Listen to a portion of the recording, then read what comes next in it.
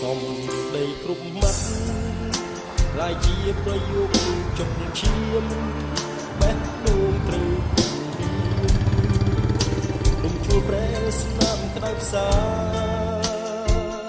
ស្ថែជាយូគេឆុងពីហិង្សាអោបរឹកលួងកាយា